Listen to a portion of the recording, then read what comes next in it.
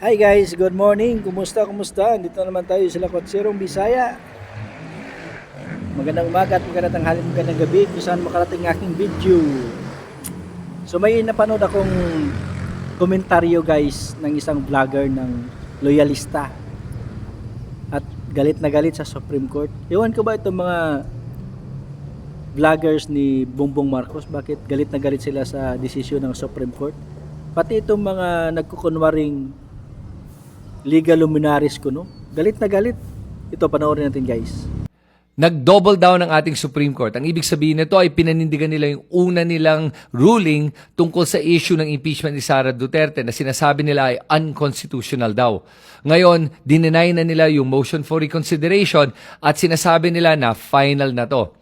Pero pag-uusapan natin dito yung mga bago nilang interpretation o kaya amendments na dinagdag sa kanilang unang ruling at yung mga binago nila from their first ruling to this new ruling that they did. So unang-una sinabi nila dito na yung tatlong naunang impeachment complaint laban kay Sara Duterte ay deemed initiated na daw. Dahil daw deemed initiated na yon, kaya hindi daw pwedeng matuloy yung fourth impeachment complaint. At ito ang rason na binigay nila. Deemed initiated daw yon dahil daw hindi daw umabot dun sa 10 session days. Pero pag tinignan mo, originally umabot yon sa 10 session days ng Congress. Kasi sinabi ng Supreme Court natin na mali daw ang interpretasyon ng ating Kongreso ng 10 session days. Now, for context, para alam ng lahat, ang isang session kasi ay hindi lang isang araw. Pwede kasing masuspend ang isang session ng araw na yon at ituloy sa susunod na araw, kaya ang dalawang araw ay pwede maging isang session day. Yan po ang kalakaran pagdating sa mga session days sa Kongreso at Senado. And it's always been like that since time immemorial. Ngayon biglang nagpasok ng bagong interpretasyon ang Supreme Court na sinasabi sa Kongreso, mali ang inyong interpretation ng session days. Ang session days for the purpose of impeachment should be considered a calendar day. So pag isang session day ay isang araw lang daw yan. Kahit na-suspend yung hearing, isang araw pa rin daw yan. So binago nila yung rules ng impeachment midway. Tapos sinasabi nila, pasensya kayo, hindi nyo alam yon, kaya naglabag kayo at naging informed yung impeachment process nyo at dahil doon, ang sinasabi ng ating Supreme Court ay ngayon na-initiate na itong impeachment complaint dahil hindi nyo na-take up on the order of business within 10 session days. So yun, natapos din. 'Di ba? Ang gusto kasi nilang palabasin guys, itong mga legal expert ko no, ay mali yung desisyon ng Supreme Court regarding doon sa impeachment ni BP Sara. Ang gusto nila mangyari, or gusto nilang palabasin, tama ang hakbang ng Congress. Okay, ganito, for the sake of argument, gawin natin basihan yung argumento ninyo na 10 session days sa Kongreso. So what if, no? What if kung i-delay nila ang kanilang session, di ba? Or i-postpone nila. So ano na mangyari sa impeachment? Nasabotahe na. Na-manipulate na. Di ba? Which is yan yung ginagawa nila kay BP Sara. Dinili nila yung pag-transmit ng impeachment doon sa speaker. Kasi pinatulog nila doon sa SICGEN. Hinintay pa nila yung pangalawa, pangatlo at pang-apat na impeachment. Tsaka nila transmit doon sa speaker. Kaya nga sabi ng Supreme Court, deemed initiated na yung impeachment, di ba? So ito ngayon, i-compare natin. Yung impeachment ni Bongbong Marcos, final ngayon. Wala pang 24 hours, nandoon na sa speaker. Pagkatapos, transmit na sa plenaryo.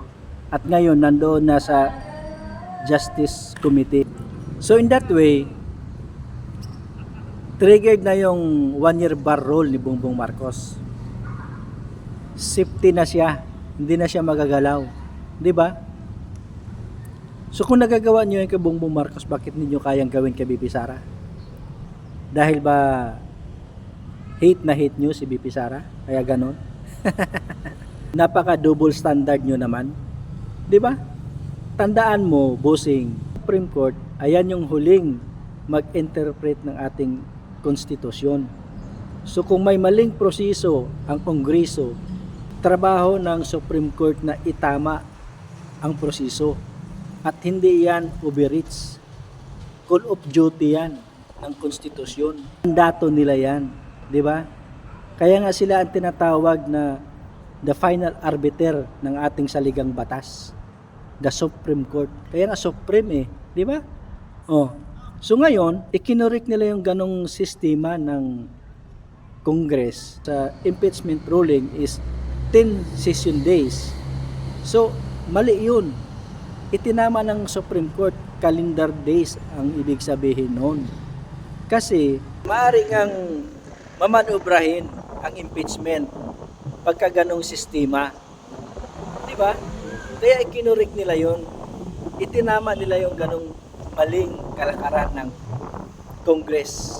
Bigyan kita ng bigyan kita ng senaryo Si Isko Moreno, bago siya nagiging mayor sa Metro Manila, maraming mga illegal vendors na kung saan-saan lang nagtitinda, kung saan-saan nag-display ng kanilang mga produkto. 'Di ba? So ngayon, dekada-dekada na nilang ginagawa ang illegal o pagbibinta sa Metro Manila. Walang sumisita sa kanila kasi nagbibigay sila kay Idi at Pati. Yun ang sabi ni Isko Moreno. Kaya ang mali nagiging tama sa pananaw nila. Dahil nga sa korupsyon, dahil nagbibigay sila kay Idi at Pati, di ba? So ngayon, nung nagiging mayor si Isko Moreno, sabi ni Isko Moreno, may gobyerno na ang Manila. Oh. So, pinuntahan niya ngayon ang mga vendor sa Divisoria at ikinorek ang kanilang pagkakamali. Nag-react ngayon ang vendors. Sabi ng vendors, bakit mo kami haharangan magbenta dito? Matagal na namin ginagawa ito. Dekada na namin ginagawa. Ano sabi ni Isko Moreno? Kaya nga dekada na ninyong ginagawa yan dahil sa pagkaakala nyo ang mali ay tama kasi nagbibigay kayo kay Idi at Pati. Di ba? Gets mo yung point ko? Oh. So ganun din ang Kongreso. I-connect natin sa Congress. Ginawa nila yan kay former President Joseph Estrada. Ginawa nila kay Supreme Court Justice Corona na ni-railroad nila ang impeachment hanggang sa nakarating doon sa Senado at nag-hearing na sila ng impeachment.